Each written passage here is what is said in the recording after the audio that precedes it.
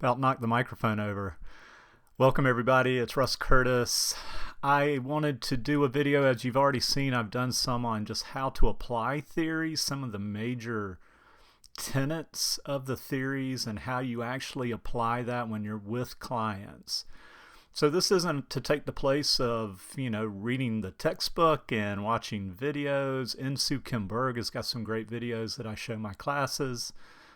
I had the pleasure and fortune to see Insoo Berg and Shazer before they passed away, and that was a bright spot in my counseling career to actually sit in a small room and get training from them. And I do consider this one of the more evolved therapies, and I'm sure that's going to be controversial, but I do believe that they were way ahead of the curve. I will be very surprised if 10 years from now, solution-focused isn't widely accepted and practiced in both individual and family counseling and highly regarded. So let me get into explaining some of that and why. There is some research showing that excessive problem talk, in therapy embeds the problem. Now, I'm using the word embed, but what I'm essentially saying is it keeps people stuck to just be constantly talking about the problem without any balance of, okay, where do I go from here? What would be more fulfilling? What do I want my life to look like? Now, I suspect most good counselors, therapists, are balancing that and asking questions so that clients can shift gears a little bit. This is not to say that counseling's not a great spot for people to be able to just talk about their problems in a professional, confidential relationship. Tea kettle counseling is what we like to call it. Get that stuff out, in a place that is confidential.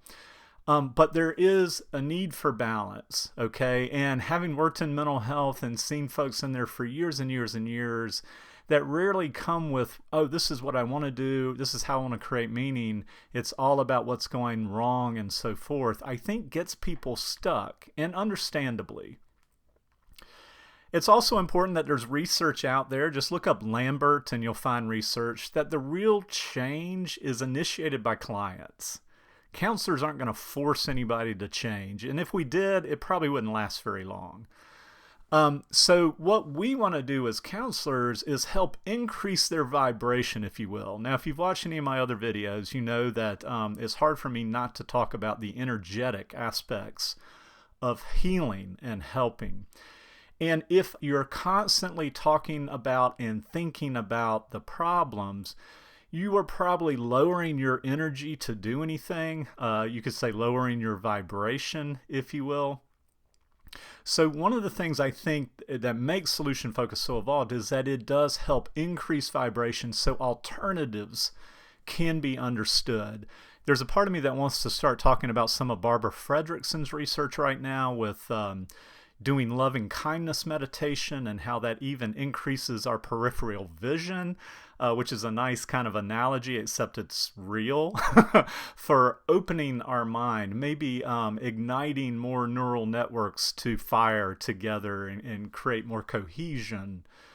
So that is one thing I think this therapy does, is it helps increase the client's energy and vibration if done well, and it needs to be done tactfully and balanced with problem talk, So here are some questions and things that you would say to clients. And a lot of this I've just gotten from watching Insoo Berg in particular. But asking people when they come in, very first session at the beginning, what will need to happen in counseling for you to look back when you're done and say, hey, this was good. I'm glad I went to therapy. So you're asking that. See what that does cognitively. You're automatically, the person came in to spill their problems, and they are going to have that opportunity to do that. But automatically right at the beginning, you're saying, wait a minute, let's also look at how you will know. What will happen? And so you're automatically, we don't have to have answers, but you're automatically getting people to shift like, oh yeah, I want this to be helpful. I'm spending my time and my money and resources What will make this helpful? They may not have an answer, but it shifts perspective. It broadens perspective, okay? Also, when somebody's telling you about their anxiety, their relationship problems, their anger, all the issues people come to counseling for, the next question, tell me about times. I hear this, okay? I hear it's very problematic and so forth. Tell me about times when this issue is not as problematic for you, okay? Even if it's just 10% less problematic, what are you thinking and doing at those times? Oh, wow, I'm not as anxious when I'm walking, when I walk around the block, or when I am enjoying a cup of tea, somewhere. So you want to start looking for, what are they already doing in their life, their natural environment, that works a little bit in alleviating some of the problem, okay? So again, shifting perspective. Okay? And you would just process that with them. So it sounds like you're less negative. It sounds like you're feeling better about yourself when you're walking, when you're out in nature, when you're talking with a friend, that kind of thing. Next question. The miracle question is, if a miracle were to happen, and this is asked in the first session, if a miracle were to happen while you were sleeping, and you awoke living a more meaningful and fulfilling life where you're not as bothered by these issues, what would you be thinking and doing? Okay, again, a shift in perspective. What would I be thinking and doing if I wasn't as troubled with the depression, the anxiety, the anger, the relationship issues, the trauma? Because I'll do another talk on acceptance and commitment therapy. And one premise of that I love about acceptance and commitment is that there are going to be problems in our life. And frankly, that's how we learn and grow. Now, we're not asking you to have a bunch of problems, but can we still move forward with our values, our goals, and so forth, even with the problems? And then when we do that, does that not change the problem somewhat? Okay, so the miracle question is a great way to shift perspective.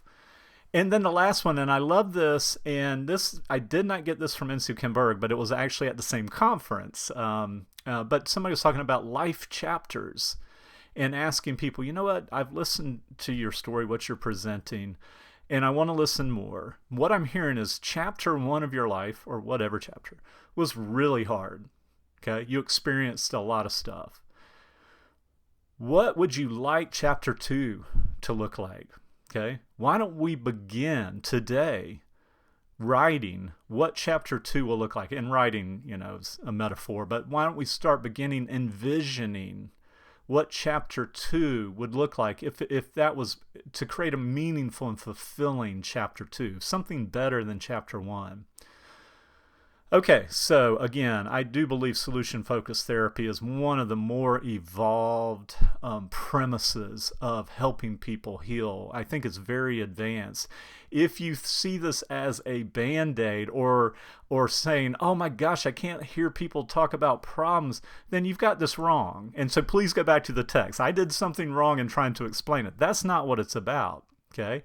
But it is about broadening the perspective, helping people shift perspective so that we can increase their energy, their motivation, their vibration, so that solutions and forward movement can happen. All right, let me know your feedback on this, any comments and so forth. I really appreciate that. And I will do one on acceptance and commitment therapy next soon. Take care.